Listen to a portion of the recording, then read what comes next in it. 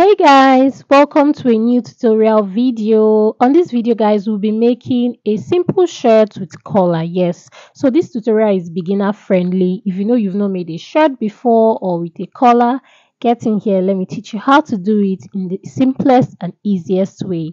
So guys, the first thing you're going to do, we're first going to draft the back part of this shirt first. Okay, so we're going to draft it first.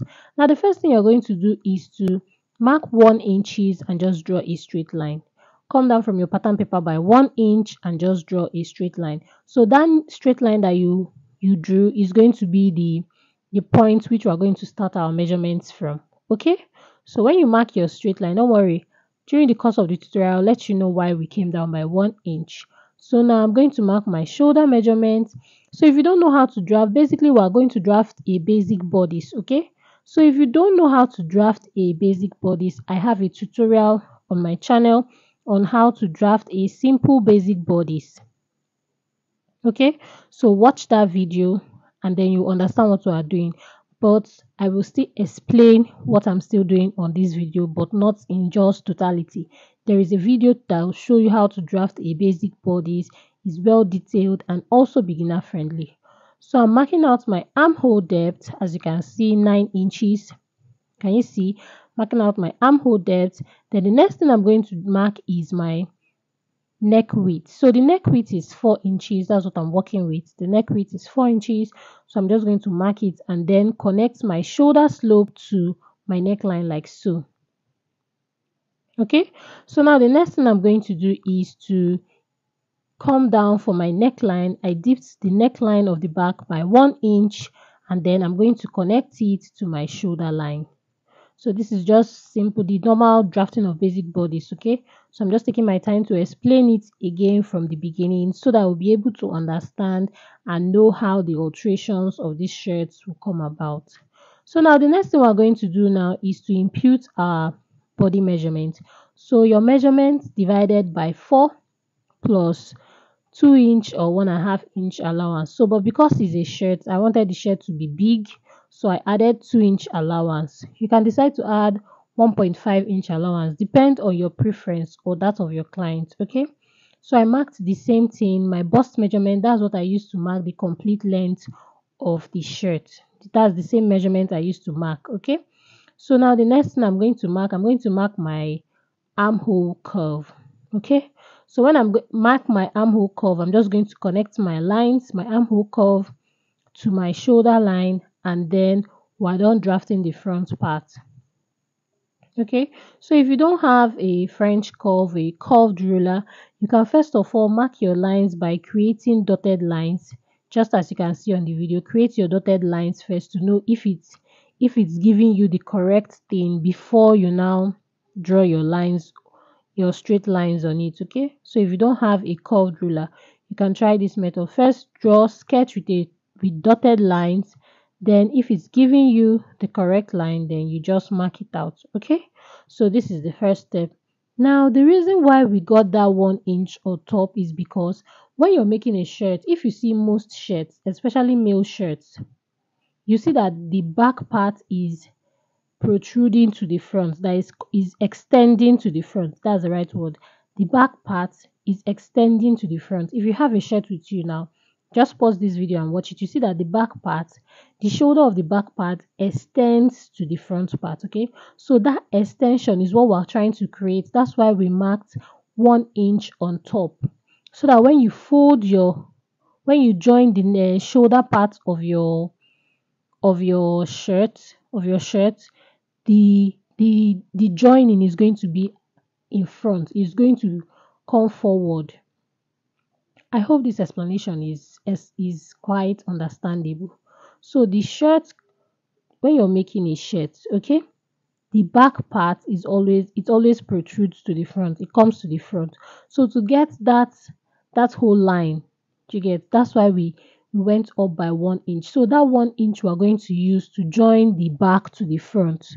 Okay, so for the shoulder area, we didn't that shoulder slope that I marked, we didn't cut it, no, because we extended it by 1 inch on top.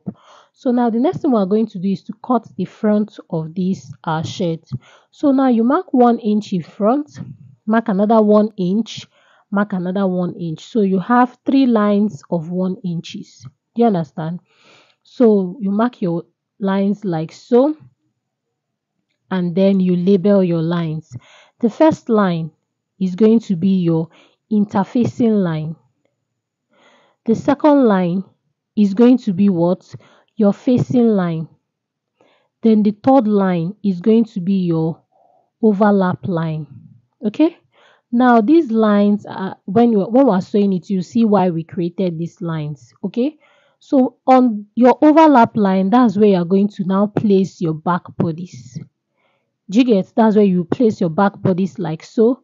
Can you see the shoulder part of my back bodies? And then just trace it out. Can you see how I'm tracing it out?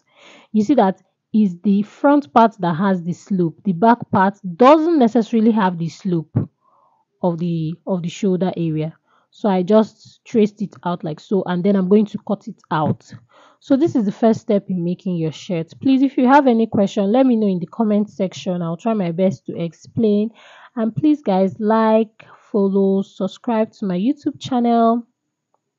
I upload videos every day. So getting into our video, hope you understand this part. So now I'll just cut it out so that we'll see what I'm trying to explain. Now the reason for these lines at the front part is so that we'll create, you know, when you're making a shirt, the front part has a button, right? So we're trying to create that button, the part where the button is going to sit. You know, if you cut your front part just directly the way the back part is, you have not created any line for the button to sit. Instead, you're going to be like, what's that word now? You're going to be eating from your original measurement. So by creating these lines in front now, you won't have to tap from your original measurements. No, your original measurements are intact. Okay, so I'm just trying to carve out the armhole area of the front part very well.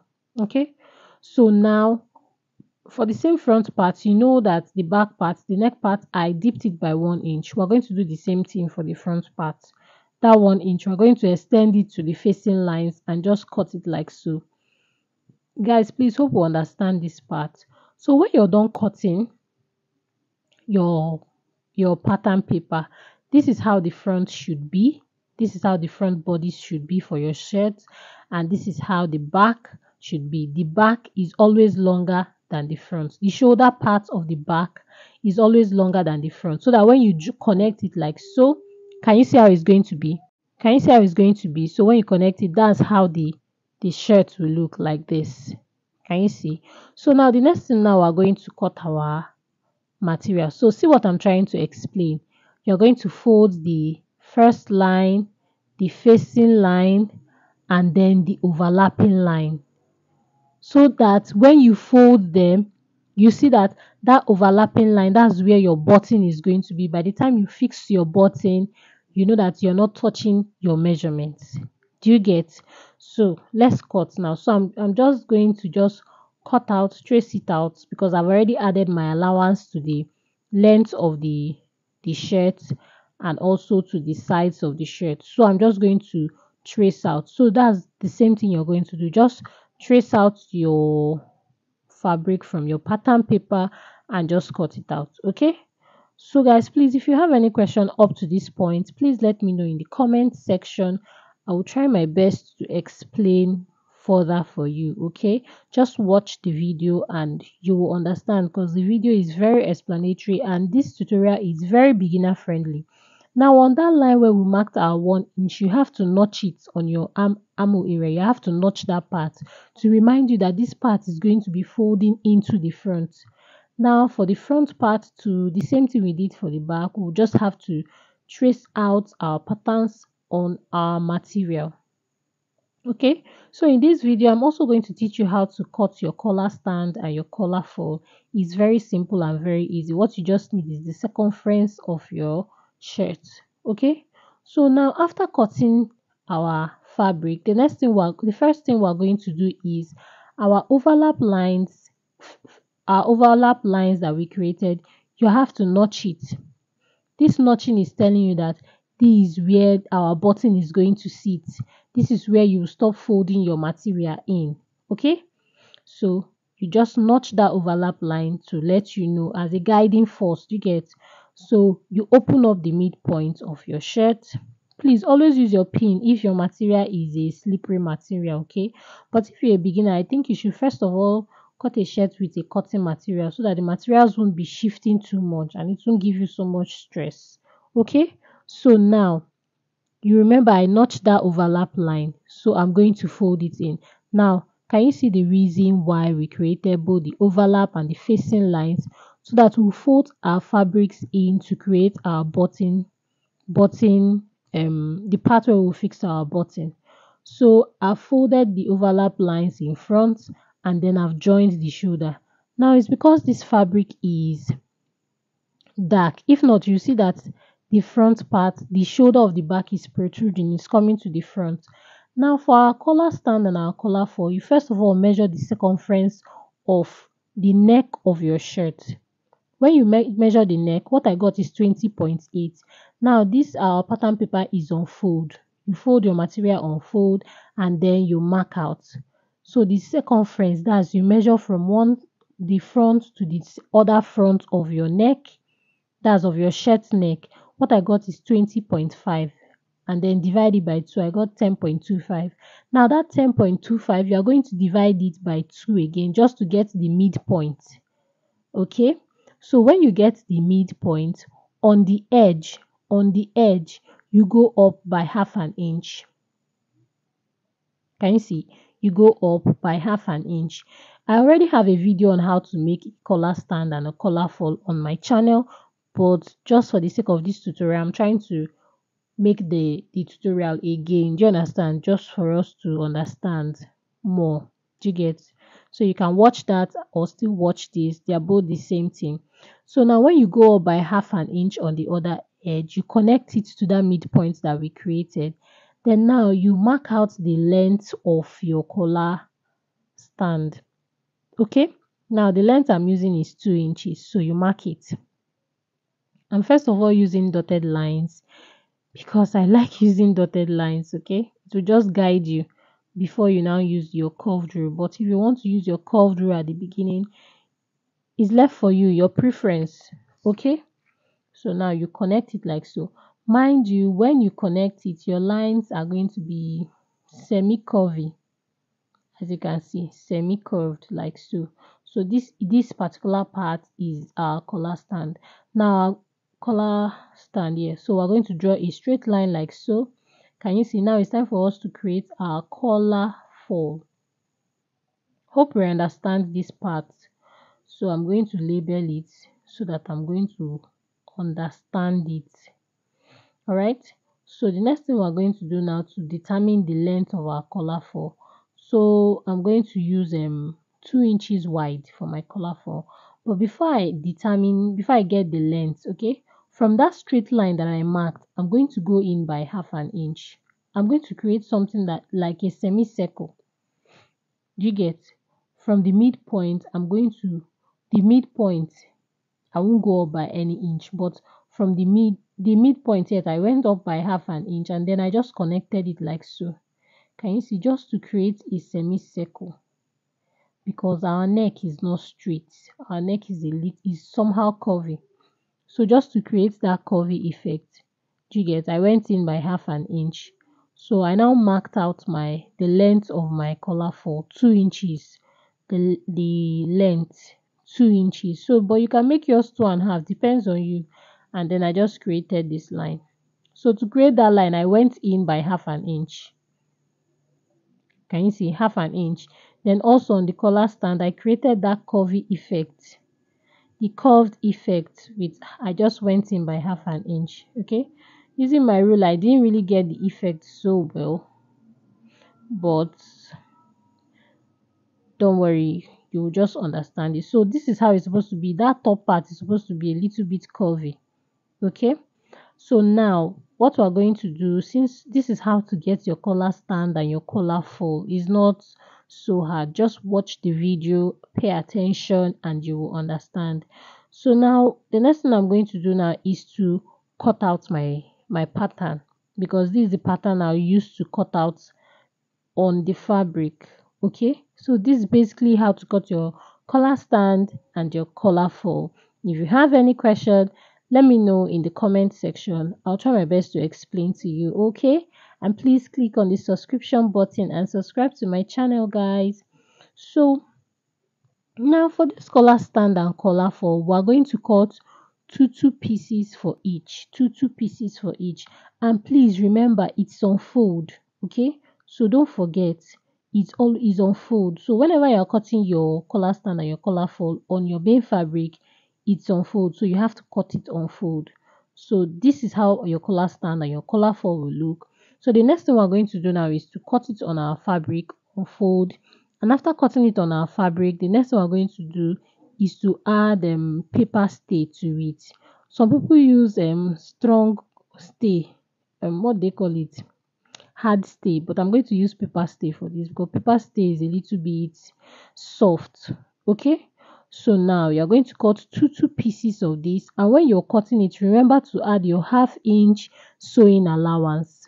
Did you see? Round it, I added half-inch sewing allowance, because if you don't add your sewing allowance, that means your measurements will be complete.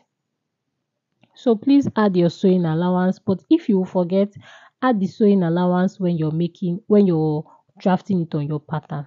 Okay, so now I'm just going to cut out my collar stand first. On fold, please remember to cut it on fold, please. Then when you're done cutting your collar stand, it's going to be two pieces. Okay, your collar stand is going to be two pieces, while your collar fold is going to be also same two pieces. So when you're done, this is how it's going to be. Now please remember to notch the neck area. Notch the part where you're going to be joining the collar stand and the collar fold together. Please remember to notch it so you won't make mistake, especially for beginners. It might be confusing at a time. It might be confusing. So whenever you just draft it out, whenever you cut it from your fabric, please notch the parts that you're going to be joining to your neck, the parts that you're going to be joining your collar stand and your collar fold together, so that it won't be confusing to you. Please remember that, always notch, especially the center point. So when you're done, the next thing you're going to do is to cut out your collar fold and then cut out your soft gum stay and join it to the material, to the collar stand and the collar fold. That soft gum stay is just to give you just to give it a kind of firmness. Okay, if you look at collars, they are firm, they're not just flabby. So the gum stay is just to give it firmness, sorry. So when you're done, can you see I notched that part that the collar stand and the collar fold are going to join? I'm going to sew them together. I put an arrow there to show me these are the two parts that are going to join together. So now it's time for you to iron your soft gum stay on the wrong sides of your collar stand and fold. So when you open your collar stand and fold, this is how it's going to look. Okay, so the soft gum stay has a rough part. The rough part, that's the part you iron to the back part of your fabric. So I'm done ironing. Now the next thing is to join. So I'm getting my collar stand and my collar fold, and the two notched area, I'm just going to fix two of them together. Can you see? Pin it together and just join it. You see the importance of notching. When you notch, it will guide you on how to make your stitches. But if you don't notch, it will be so confusing. So after joining it, this is how it's going to look like. So okay, then you iron it open. Now the next thing we're going to do now is to close it up. Now the first thing you're going to do is fold your neck part like so, to get the midpoint, and then you notch the midpoint. This midpoint, this is where you're going to place your collar stand and your collar fold. But before then, we have already made two out of it, so we're going to join the two parts. Can you see? We're going to join it. You see that notched area? So we're going to join it at the sides of the collar stand we're going to join the sides. Now before joining the sides, you have to leave half an inch space at the bottom. Half an inch space at the bottom. That space is what you're going to use to join it to your main fabric, the neck of your main fabric. So you are going to first of all join the two sides of your collar stand and your collar four. Leave half an inch on the bottom part. Okay, so when you're done joining, the next thing now you're going to do, that half an inch we left at the bottom part, you're going to connect it. You're going to now fix it to your shirt. So I've already fixed it. I've already pinned it. So the next thing you're going to do after pinning it, after sewing it, this is how it's going to look. Can you see? This is how it's going to look. Now you're going to cover it up. Cover up these stitches now. You're going to cover it up. Can you see? Just turn it and then you fold it in. You see the reason why we left half an inch on the bottom, so that it will help us sew it very well. Do you get? So look at it very well so you understand. You first of all join it to your neck. After joining it to the neck, then you close it up to make a clean and a neat stitch. Okay, so guys, please just watch the videos, watch the video keenly, and you will understand. So when I've closed it up, can you see the neat part? Can you see it very neat? If you're a beginner, if you don't know how to sew, you'll be like, how did this person join this? So this is how you join it. This is how to make a neat shirt. So the last thing to do now is just to fix the sleeves and we're good to go. Fix the buttons and the buttonhole. So guys, this is how to make a simple and neat shirt with your collar. So guys, if this tutorial was helpful to you, please like, share, and subscribe to my YouTube channel. Thank you guys for watching and see you on my next tutorial. Okay, if you have any question, let me know in the comment section. I'll try my best to explain. Bye.